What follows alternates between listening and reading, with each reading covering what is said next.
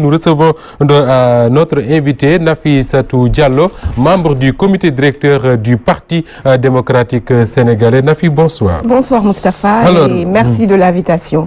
Un grand merci à vous. Alors on va commencer donc par revenir sur cette actualité de traiter. Il s'agit de cette affaire des 200 et quelques milliards évoqués par Mimi Touré. D'abord, sur la forme, quelle est la raison, à votre avis, qui pourrait expliquer cette sortie de l'ancien ministre de la Justice, alors que ça fait très longtemps quand même qu'on ne parle plus de traque des biens mal acquis?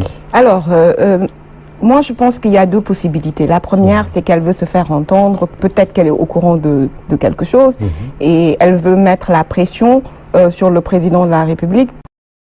Deuxième raison, c'est que il est curieux quand même qu'elle se soit exprimée à la veille de l'arrivée de l'émir du Qatar. Peut-être qu'ils sont au courant que M. Karim Wade sera au Sénégal bientôt. Donc je ne sais pas trop les raisons qui l'ont poussé à raconter de telles choses.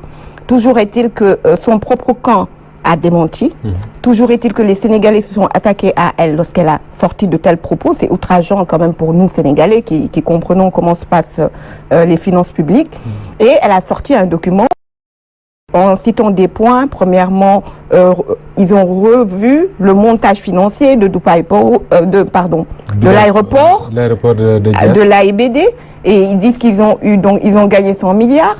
Ce serait pertinent si on nous montrait le document mère, le financement qui a été laissé ici, le financement initial, et qu'est-ce qu'ils ont changé aujourd'hui pour avoir ces 100 milliards de bénéfices. Mais elle ne peut pas nous sortir cela comme ça. Donc nous demanderons comme ça. Certains disent même qu'au-delà du Parti démocratique, les principaux responsables avaient été cités dans le cadre de cette traque des biens mal acquis. C'est un défi que Aminata Touré est en train de lancer au pouvoir lui-même. Oui, peut-être que... Une façon de leur dire, vous avez recueilli, vous avez récolté tant d'argent, il faut le dire. Peut-être, mais en tout cas, ce qu'elle a donné, elle, sûrement, hein, peut-être qu'elle est au courant de choses, elle veut de fonds venus de je ne sais où, je ne sais pas. Mais en tout cas, sur ce qu'elle a eu à citer, elle, sur tous les points, c'est totalement erroné. On ne peut pas mettre DPO dans la traque des biens mal acquis. De l'argent de Monaco où ils ont été déboutés et de l'argent qui n'existe même pas dans la traque des biens mal acquis. On ne peut pas mettre aujourd'hui le cas Sounéor dans la traque des biens supposés mal acquis. C'est des contentieux entre secteur privé et État du Sénégal. Donc c'est très curieux ces points qu'elle a eu à donner, et elle a parlé de liquidités venant de fonds des comptes de Monaco. C'est curieux parce que quand on vire d'un compte à un autre, l'argent est là tout de suite.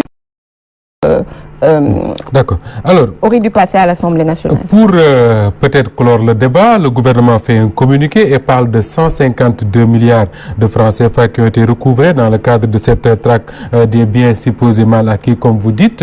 Et ce qui étonne, c'est que quelques jours avant, le président de l'Assemblée nationale a dit qu'il n'est pas au courant d'une loi de finances rectificative votée à l'Assemblée justement à propos de ces fonds-là, alors que le communiqué cite des lois de finances votées dans cette même Assemblée. Oui, je pense que ce régime est en train de faire l'autodafé de sa propre traque.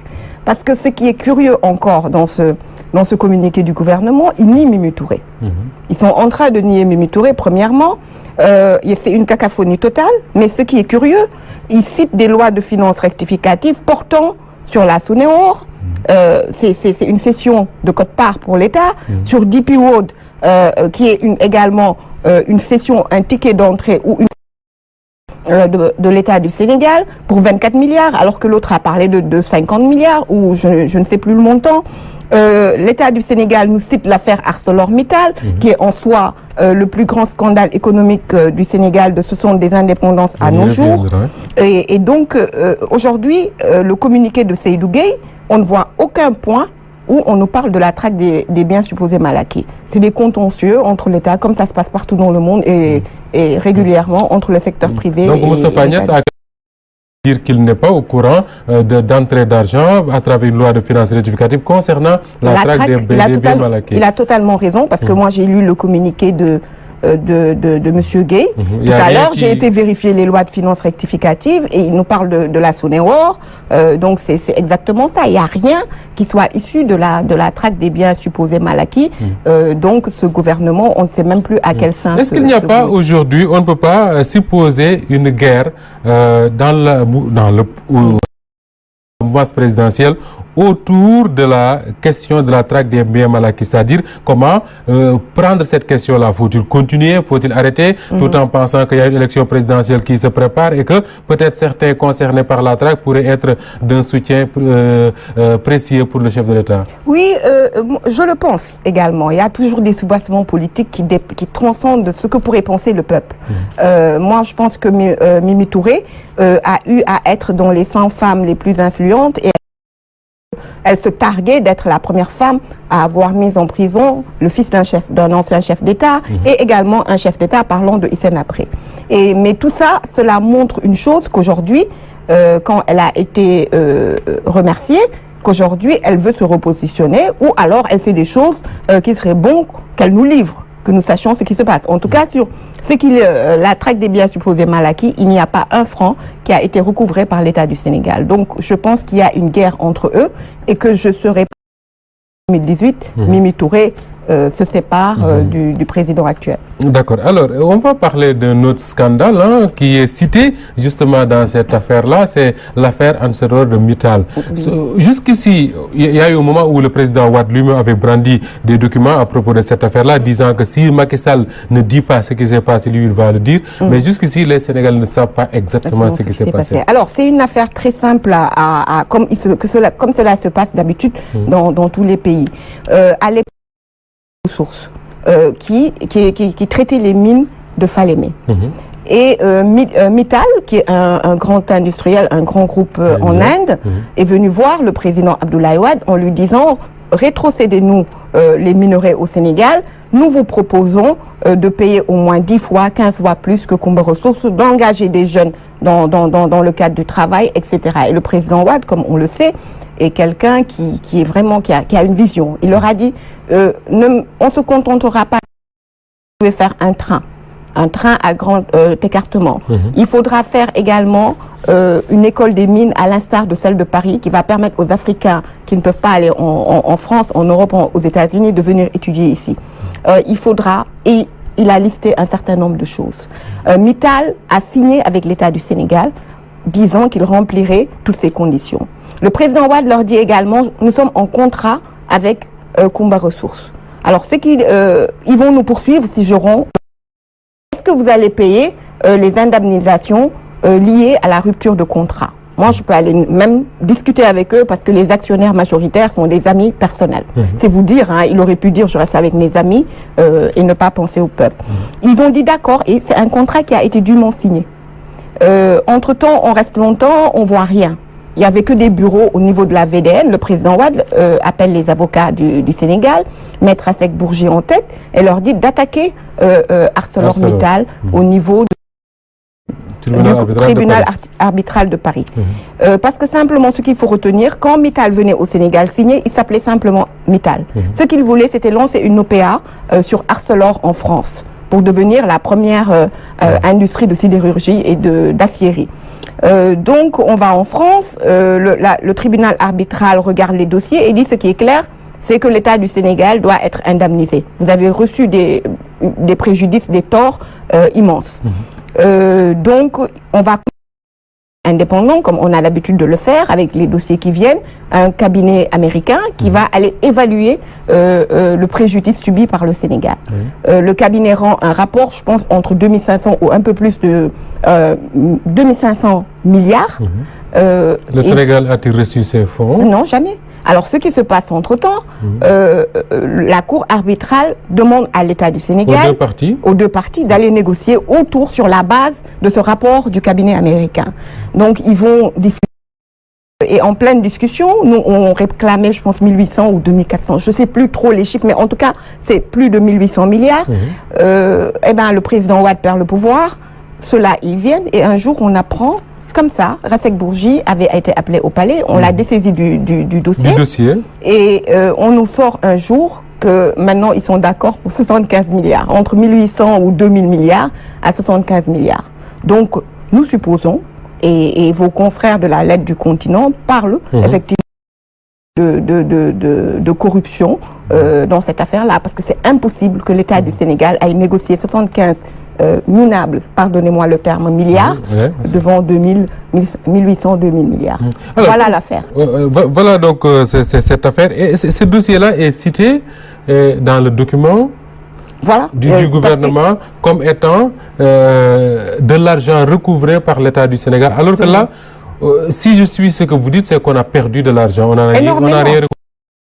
Parce qu'en pleine négociation, sur la base d'un rapport d'une cour, vous allez négocier, mais le centième, on va dire, c'est quand même assez affligeant. Mais ce qui est pire, c'est que à l'époque, quand on a dénoncé le scandale, ils se sont précipités pour dire qu'ils ont reçu 75 milliards.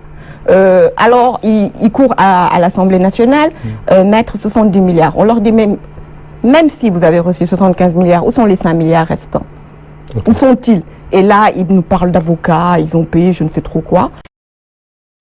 Au Sénégalais, l'agent judiciaire de l'État, qui est la seule habilité au niveau des cours et tribunaux, à négocier au nom de l'État du Sénégal. On l'a appelé, le ministre Ali Ngouille Ndiaye l'appelle, et M.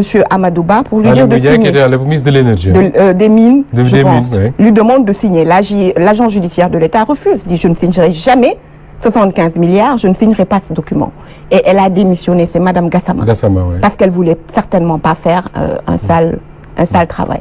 Alors, dans la traque des biens mal acquis, ce qui est sûr, c'est qu'aujourd'hui, les Sénégalais veulent savoir la vérité. Qu'est-ce qui s'est passé? Combien a été recouvré, qui a payé, qui n'a pas payé. Et jusqu'ici, en tout cas, on n'a pas les bonnes informations. Des députés de l'Assemblée nationale ont proposé la mise sur pied d'une commission d'enquête parlementaire. Est-ce que vous pensez que c'est la voie indiquée pour savoir la vérité dans cette affaire?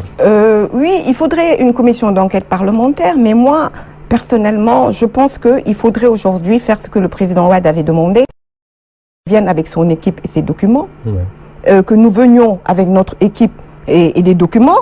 Pendant 3 heures à l'américaine, nous débattions, document contre document, en invitant deux télés qui organisent cela. Nous allons parler aux Sénégalais et chacun amènera les documents en sa possession.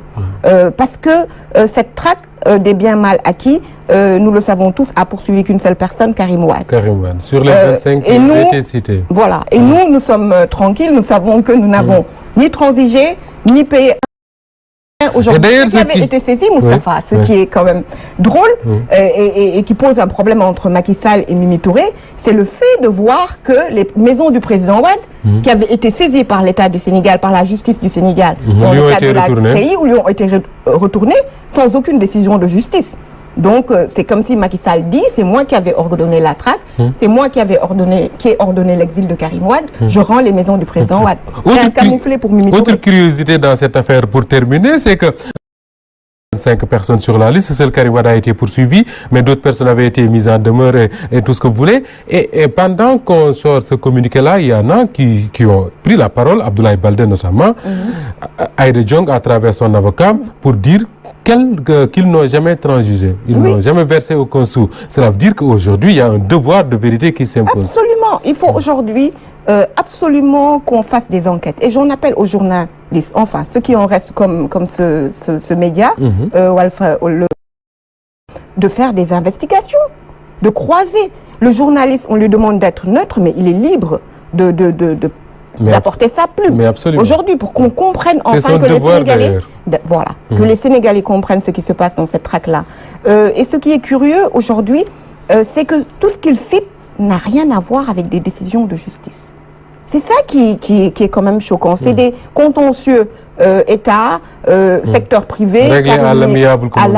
Et ce qu'ils ne disent pas, par exemple, dans le cas de quand elle nous parle de 5 milliards, dans la loi de finances rectificative, il s'agit de 2 milliards 493 000. Alors que elle parle de 5 milliards. Elle parle de 5 milliards. Et ce qu'ils ne disent pas, le ticket de sortie de Abbas Jaber, ils lui ont payé 7 milliards. Est-ce que ils ont payé à Abbas Jaber 7 milliards. 7 milliards. Et ils leur ont versé 5 milliards.